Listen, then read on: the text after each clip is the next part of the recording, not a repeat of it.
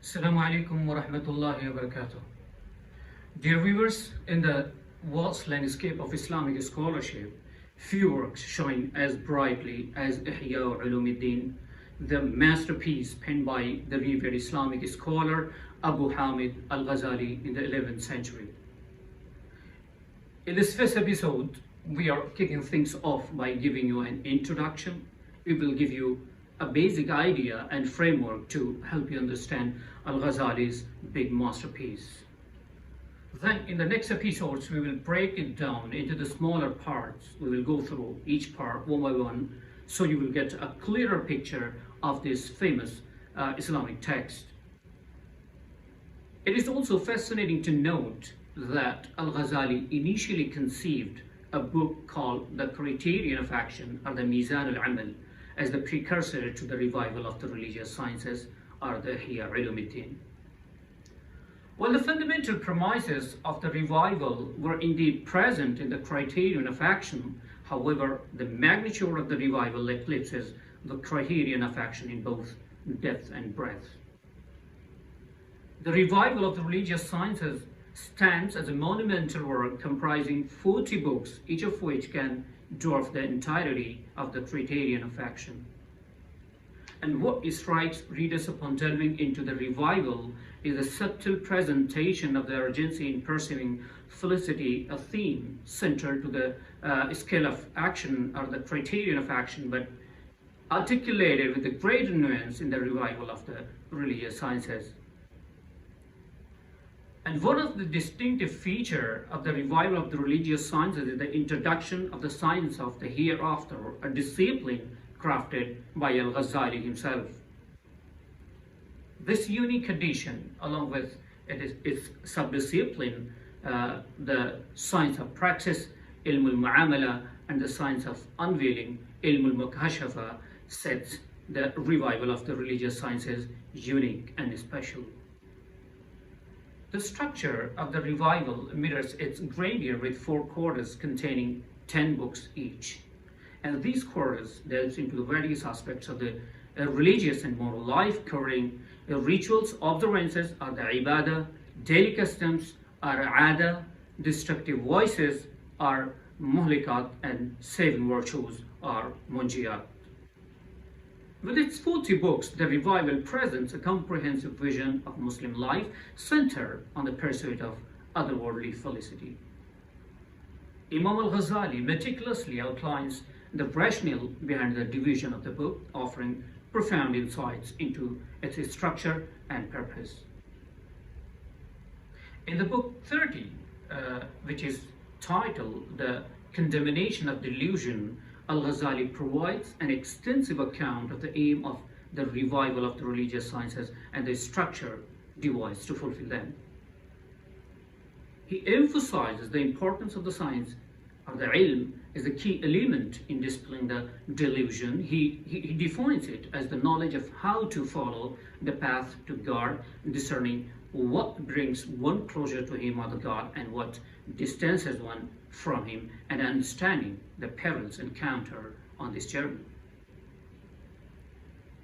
Imam al-Ghazali asserts that the revival of the religious sciences comprises the science of rituals, customs, destructive vices, and saving virtues.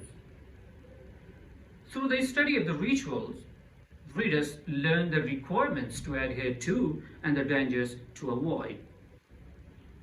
The exploration of the customs reveals life secrets and obligations, guiding individuals to act in accordance with the divine etiquettes. Probing destructive voices exposes the obstacles hindering the path to God, prompting readers to recognize and overcome blameworthy traits of character. And finally, the examination of the saving virtues highlights the praiseworthy traits necessary to replace the eliminated vices. Dear viewers, at the heart of Al-Ghazali's teachings lies the imperative for the love of God to prevail in one's heart, driving out the love of the world or the material world. This transformation, he asserts, depends upon the knowledge or the gnosis marifa imparted through the revival of the religious sciences. And only through this understanding can individuals strengthen their desire for God and align their intentions with the divine truth. In his exordium or khutbah, Al-Ghazali offers a simpler account of the science of praxis, the focal point of the book. He divides it into an exterior part of the zahir, science of the bodily actions in the world, and the interior part of the batin, the science of the spiritual states. The first, or the zahir part, includes ritual matters and the customs of the daily life, while the batin part delves into the destructive vices and saving virtues, forming the basis for the 4 quarters of the book. This dichotomy between bodily action and the spiritual states is mirrored in the structure of the revival of the religious sciences. The entire work commences with the book of knowledge, Kitab al-Ilm, serving as an introduction to the entire endeavor.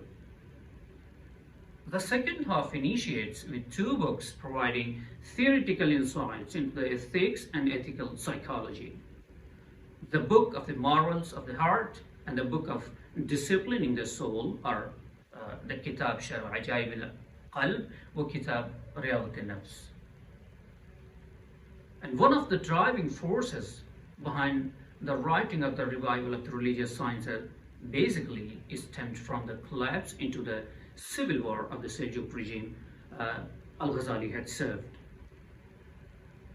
Nizam al-Mulk's effort to order the affairs of the Muslim community, fostering scholarship and mitigating sectarian divisions, aimed to create conditions conducive to the pursuit of the salvation and felicity.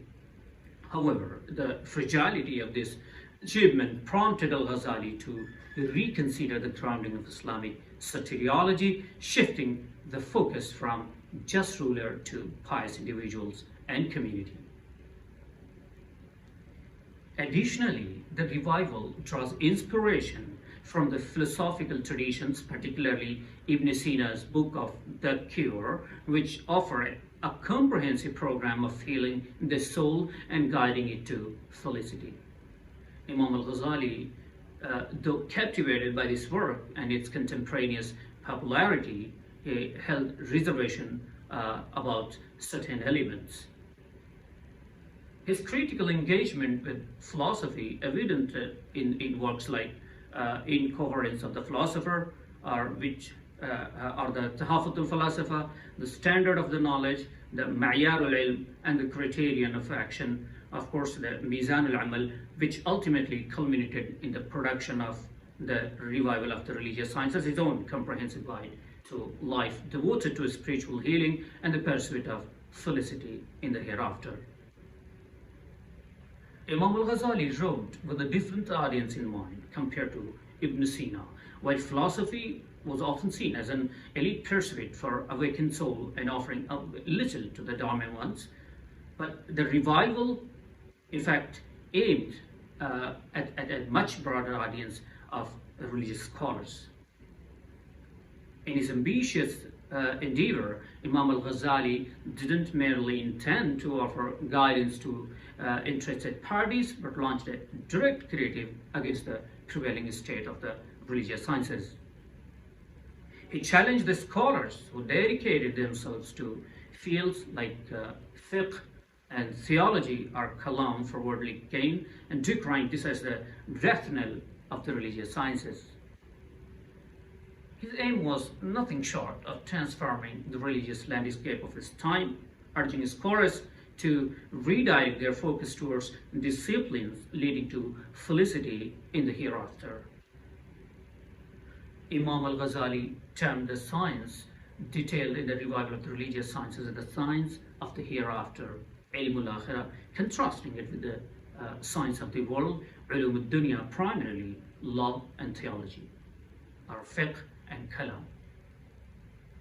And by framing his project in this manner, Imam al-Ghazali strengthened the rhetorical case for his endeavor while also obscuring its philosophical origins. Although many later generations perceived the revival of the religious science as a Sufi text, as it contains numerous philosophical elements alongside its Sufi influences. But Imam al-Ghazali could have solely focused on Sufism if he wished. But his incorporation of the philosophical insights suggests a broader agenda. Despite prominence of the Sufi approach within the revival of the religious sciences, Al-Ghazali's assessment of its efficacy is rather dim. He suggests that without the theoretical science to accompany practices, the Sufi method is more likely to lead to delusion than true knowledge. However, Imam al-Ghazali says everyone can benefit in the afterlife, not just the elite, by practicing the science of the hereafter. In the revival of the religious sciences, the ultimate goal or ultimate aim is the attainment of the felicity in the hereafter, or a state of bliss beyond mere salvation alone. While felicity is the focal point of the revival of the religious sciences, its explicit mention is somewhat subdued or buried in the various corners of the text. The introductory exordium or the khutbah sets the tone for the urgency of the book's agenda, focusing on the science of the hereafter without explicitly mentioning the felicity. Imam al-Ghazali highlights the arduous nature of the path to hereafter, hinting at the significance of the sincerity in the knowledge and the practice in attaining the felicity. Later in the book, felicity or happiness is defined as the reward for those who truly know God, which is different from mere salvation. And this subtle way of introducing felicity makes us wonder who Al-Ghazali actually was writing for and why this concept is important in the religious studies. Imam al-Ghazali argues that even though many religious scholars might not achieve felicity, not pursuing the science of hereafter could mean losing out on even the salvation. This highlights the importance for the religious scholars to actively seek religious knowledge or face serious consequences or outcomes. Further, Imam al-Ghazali introduces the concept of the reward as a fate in the hereafter between salvation and felicity.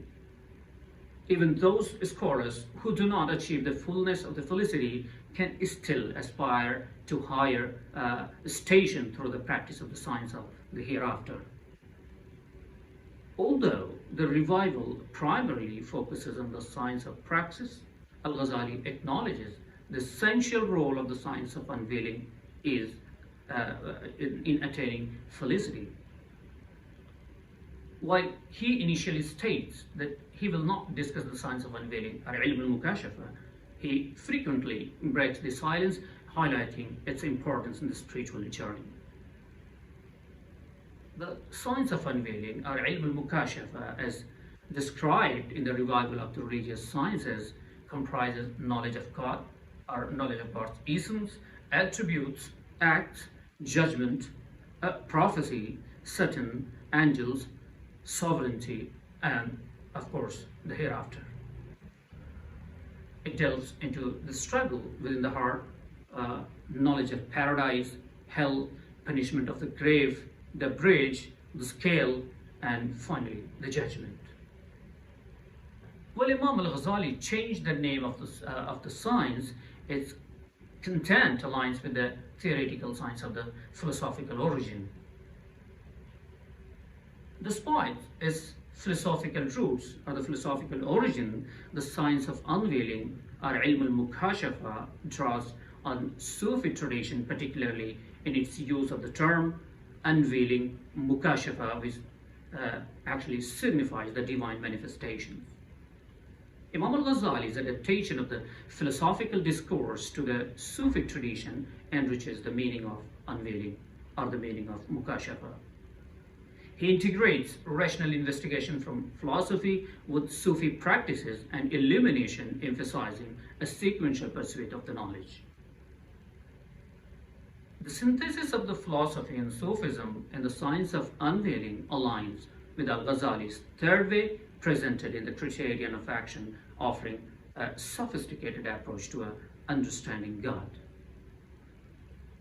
Imam Al-Ghazali outlines a path to knowledge of God in his work, advocating theoretical, philosophical training as a foundation for understanding Sufism. The science of unveiling closely focuses on divine knowledge, which is crucial for a practitioner felicity in the hereafter. Imam Al-Ghazali combines philosophy and Sufism, proposing a hybrid path to felicity.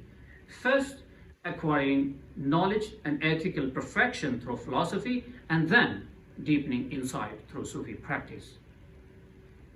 And in contrast, the science of praxis, or ilm al-mu'amala in the Revival, integrates law, Sufism, and philosophy, emphasizing the practical application over theoretical knowledge.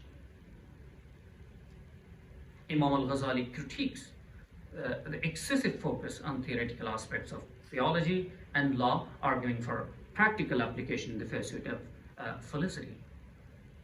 He asserts that rituals and the science are valuable only when actively practiced and not when pursued for their own sake. Imam Al-Ghazali distinguishes the science of practice from Sufism, noting that while Sufi practices are beneficial, they are not obligatory for all Muslims, as the science of praxis or ilm al-mu'amala is. His discussion on philosophy is dismissive. His focus is more on its division, less on its role in the pursuit of felicity. Imam Al-Ghazali distinguishes the science of praxis from existing religious sciences like philosophy and Sufism, and focuses or emphasizes its unique role for every Muslim. He explains that the obligatory knowledge for Muslims includes understanding basic beliefs and necessary actions such as prayer and fasting, while emphasizing that the detailed knowledge of the theology and law should only be pursued if directly applicable. Imam Al-Ghazali critiques theologians and jurists for focusing on obscure points of the doctrine rather than the practical aspects of the science of the hereafter, which leads, in fact, ultimately to the eternal felicity. He also warns against excessive focus on the ritual purity and the study of the language it is to be noted that if they distract from the ultimate goal of seeking felicity. While acknowledging the value of Sufism, Al-Ghazali asserts that its practices are not obligatory for all Muslims, unlike the essential knowledge of the science of praxis. He views the philosophy with subtlety, neither condemning nor fully endorsing it, but rather dismissing its detailed aspects while acknowledging its permissible parts such as the geometry and arithmetic. Imam Al-Ghazali's synthesis of law, theology, Sufism, and philosophy in the science of praxis or in the ilm al-mu'amala makes it distinct and essential for attaining felicity, a departure from existing religious sciences. Dear friends, this is enough for today, and thanks for joining as we have started a journey through the pages of Ihya Ulumuddin, exploring its wisdom, insights, and timeless guidance. This is just beginnings, as we will go deeper into each quarter in separate episodes to bring a comprehensive picture of this one of the most celebrated, the magnum opus text in the Islamic world. So please stay engaged for the next episodes, where we'll explore the first quarter of the revival of the religious sciences. Thanks for watching.